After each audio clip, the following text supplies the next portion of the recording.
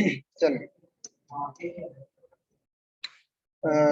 हम लोगों ने लास्ट टाइम वो कॉमर्स को इंस्टॉल किया, कैटेगरीज में पोस्ट करके देखी।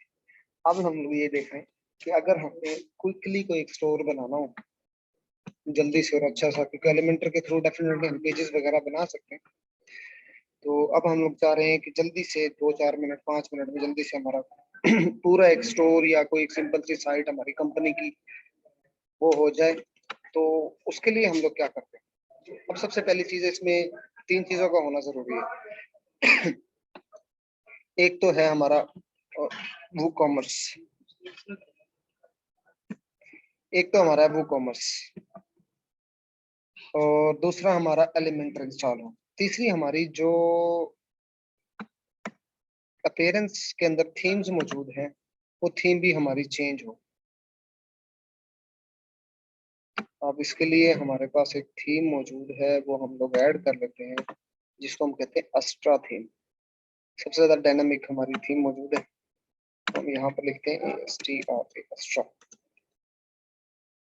जैसे हम लोग सर्च करेंगे तो अस्ट्रा ये मौजूद है। पहला एक अस्ट्राल है, इसको नहीं इंस्टॉल करना, ये अस्ट्रा को इंस्टॉल करना।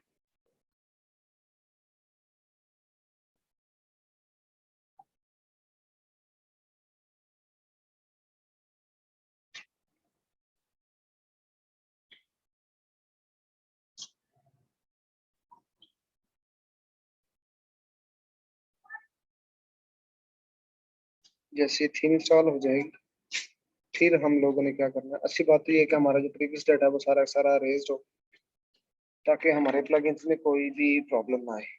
और एक और प्लगइन भी इंस्टॉल करना था हमने, वो रह गया। चले उसको भी साथ इंस्टॉल कर लेंगे। 2 प्लगइन्स चाहिए हमें। जो नेसेसरी चीजें हैं उनमें वूकॉमर्स और एलिमेंटर। इसमें एलिमेंटर है। चले इसको हम लोग एक्टिवेट कर देते। इसके बाद हम लोग जाएंगे प्लगइन्स के अंदर। अब 2 प्लगइन्स हम लोगों ने इंस्टॉल करने।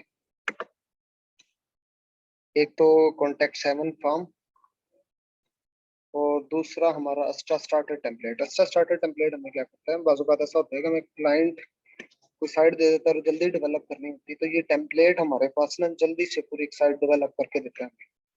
तो हम ऐड न्यू पर क्लिक करेंगे।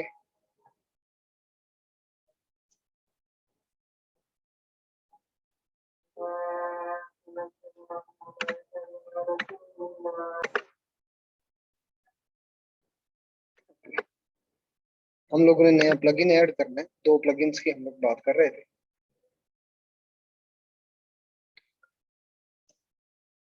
सबसे पहला जो हमारा प्लगइन होगा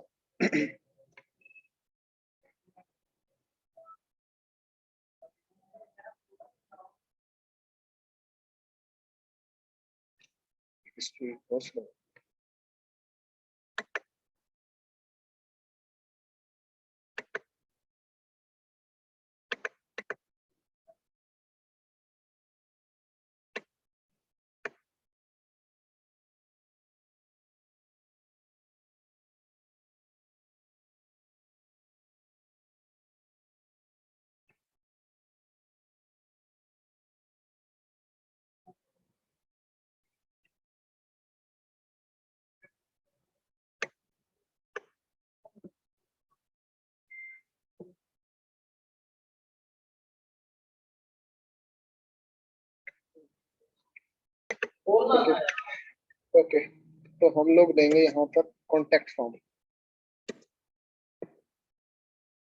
क्योंकि ये अक्सर ही हमारे जब हम लोग टेम्पलेट इंस्टॉल करते हैं उसमें GACT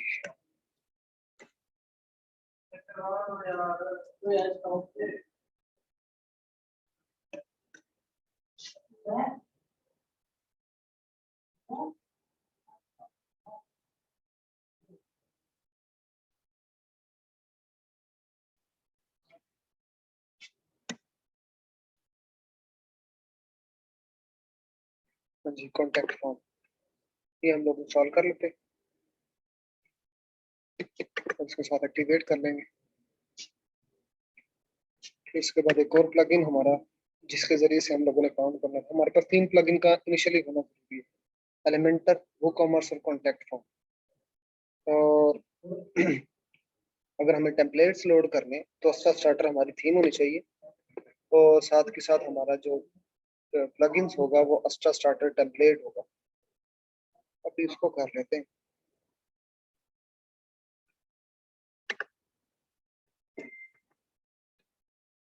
अस्ट्रा लिखिएगा, ये अस्ट्रा स्टार्टर टेम्पलेट।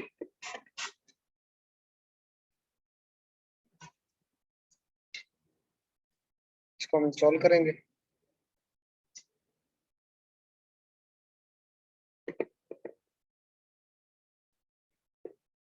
और इसको हम एक्टिवेट करते हैं।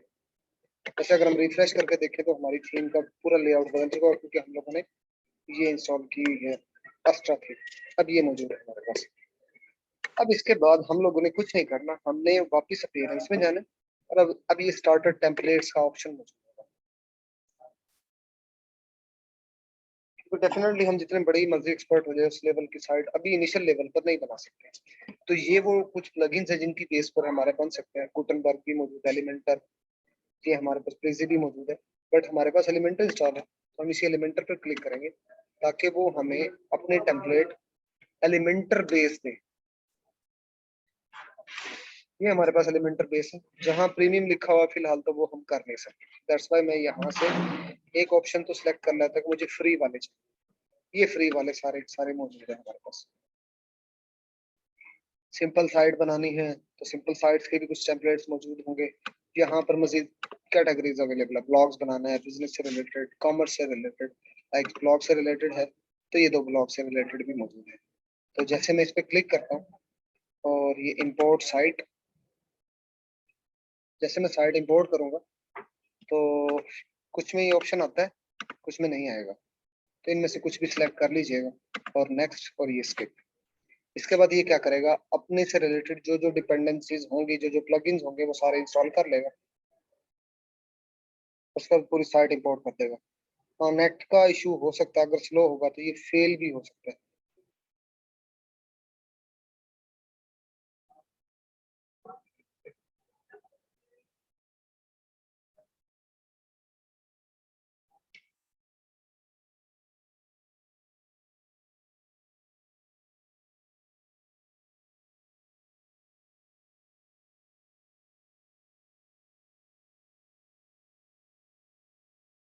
ये पूरा अपना बैकअप कर रहा है।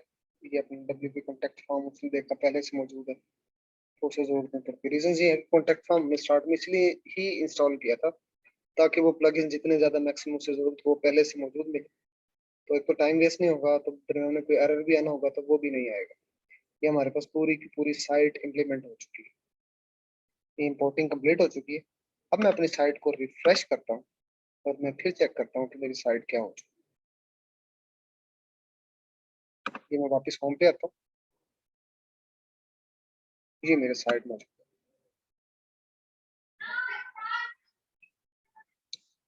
With in a minute and 2 minutes हम लोग इस तरीके से आराम से बना सकते हैं। ये कॉन्टेक्ट, क्योंकि इसके अंदर हमारे पास कॉन्टेक्ट से रिलेटेड इंफॉर्मेशन है। ये कॉन्टेक्ट 7 से ही डिजाइन होती है उसके बाद। ओके, तो इसी तरीके से मैं एक और टेम्पलेट भी लगाकर हम लोग देख लेते हैं। हम लोग ई कॉमर्स से रिलेटेड अगर हम लोग ने स्टोर बनाना है तो ये number of type of stores are free already available है। तो किसी पर भी हम लोग कर सकते हैं। लाइक मैं कॉस्मेटिक स्टोर पर क्लिक कर देता हूँ, इंपोर्ट साइट। जैसे मैं इंपोर्ट की तरफ जाऊंगा तो सेम वही पुराना ऑप्शन भी आ सकता है। अभी देखो, चलें जी, गुड हो गया। और ये पूछ रहा है कि प्रीवियसली जो डाटा आपका इंपोर्टेड मौजूद है उसे डिलीट करते हैं। हमने कहा जी डिलीट करते हैं, ओके। और नए विजेट्स वगैरह जो भी इससे रिलेटेड है वो इंस्टॉल करते हैं। सबसे पहले ये अब जो प्रीवियस डाटा है उसको डिलीट करना शुरू करेगा, और उसके बाद जो नया डाटा है वो इम्प्लीमेंट कर देगा। ये टोटल 12 आइटम है, उनको वो डिलीट कर रहा है।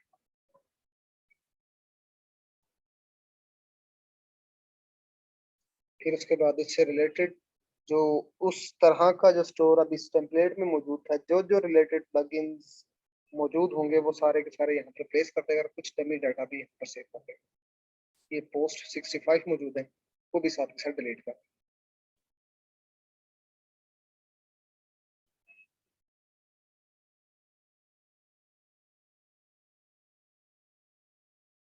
बाज़ औक़ात ऐसा होता है, हम लोग जब क्लाइंट से कांटेक्ट करते हैं तो उसे कुछ स्टोर्स नहीं पसंद आते, तो हम इस टेम्पलेट से उठा कर अपने भेज सकते हैं साथ बनाकर, क्योंकि बहुत ज़्यादा ज़बरदस्त बने होते हैं। अच्छी बात तो ये है कि हमें एक्स्ट्रा स्टार्टर टेम्पलेट पेड मौजूद है हमारे पास, फिर बहुत सारे ऑप्शंस हमारे पास अवेलेबल होते हैं।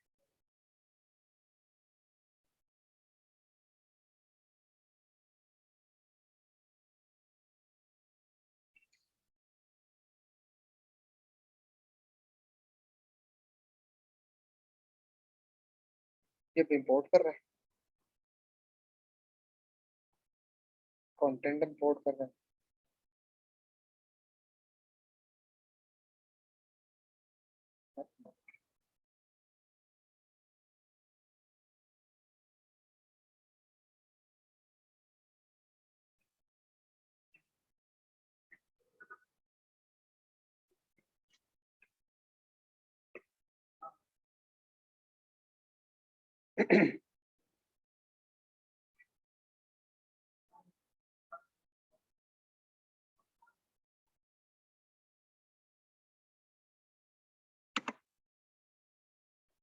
चलें जी, ये सारा उसने कंटेंट इंपोर्ट कर दिया।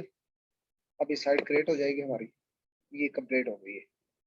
अब मैं साइट को अगेन से विजिट करता हूँ, तो चेक करते हैं। जी हमारा पूरी साइट आ चुकी है, एक कंप्लीट साइट। इसमें ऑलरेडी इसमें कुछ प्रोडक्ट्स लगाई हुई है, डमी प्रोडक्ट्स। डेफिनेटली बाद में हम लोग चेंज कर सकते हैं, क्योंकि एलिमेंटर पर बना है तो कस्टमाइज हो सकता है। तो ये सारा का सारा हमारे पास बन गया। शॉप से related dress black, contact form, ये कॉन्टैक्ट फॉर्म, ये जो बना है कॉन्टैक्ट 7 से जनरेट हुआ।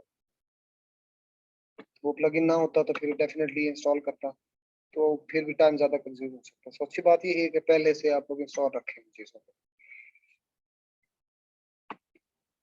अब मुझे किसी चीज को लाइक एडिट करना है, मैंने इस पेज को एडिट करना है, कुछ नहीं करना, हम लॉगिन मौजूद होंगे तो यहाँ पर सारी चीजें अपीयर हो रही हैं।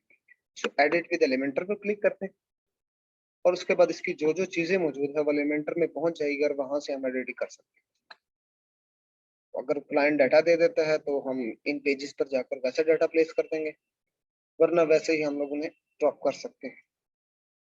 ये हमारे पास सारी अबाउट पर भी कुछ लिखना है। इन बॉटम में हमारी चीजें मौजूद हैं। इमेज चेंज करनी है आपने, इमेज चेंज कर सकते हैं। कंटेंट लिखा हुआ चेंज कर सकते हैं। इसका राइटिंग स्टाइल बदलना है, वो हम लोग चेंज कर सकते हैं। सो कोई भी चीज हम लोग चेंज करना चाहें तो वो चेंजेबल है हमारे पास, जितना भी डाटा हमारे पास अवेलेबल है। तो इसका सबसे बड़ा हमें फायदा ये होता है कि टाइम पर डिलीवरी हो जाती है, और बड़ी जबरदस्त किस्म की साइट हमारे पास जनरेट हो जाती है।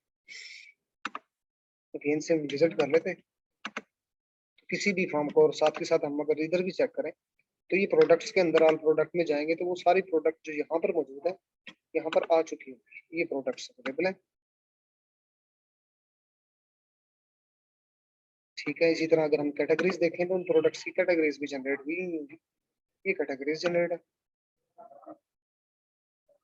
इस तरीके से पूरी साइट उसने प्रीवियस डिलीट भी की और नई साइट इंप्लीमेंट भी कर दी। अबाउट अस, कॉन्टेक्ट अस, कुछ कुछ चीजों को कम करना है तब भी कोई प्रॉब्लम नहीं, हम पेरेंट्स में जाएंगे, मेन्यू में जाएंगे, रिमूव कर देंगे। तो लाइक मेन्यू में गया मैं, मुझे लगा कि अब लाइक मैं देख यहाँ पर एक एरर मौजूद है, 2 बार कॉन्टेक्ट आया हुआ, कॉन्टेक्ट एंड कॉन्टेक्ट। हम एक को रिमूव कर सकते हैं। मैं यहाँ से चेक कर लेता हूँ सेकंड कॉन्टेक्ट क्या है हमारे पास।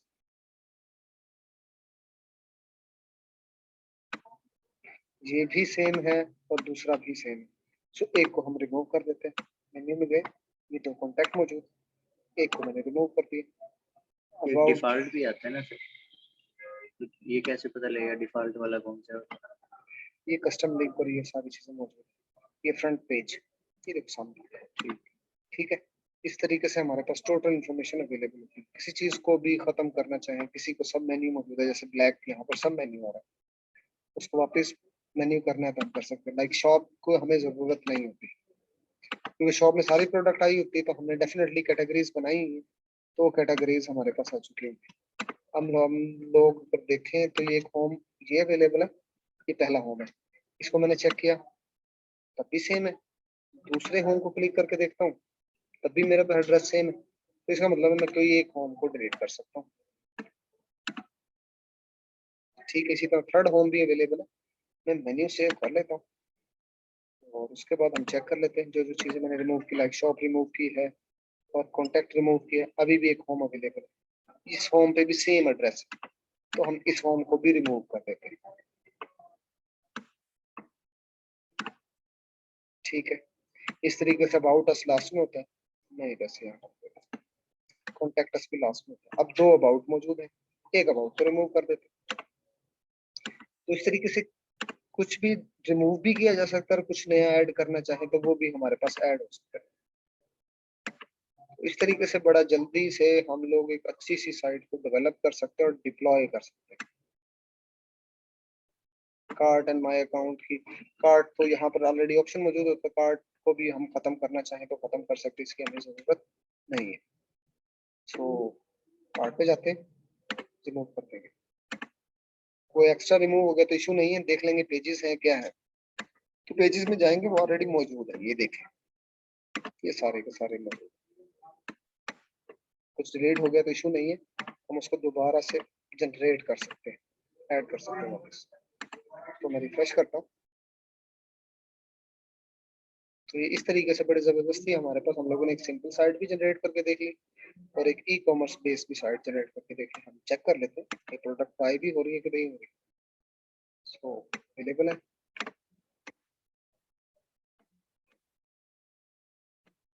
प्रोडक्ट का डाटा चेंज करना है वो भी पॉसिबल है, ऑल प्रोडक्ट्स को अवेलेबल है। नई प्रोडक्ट नई कैटेगरी ऐड करनी है तो वो हम प्रीवियसली देख चुके हैं।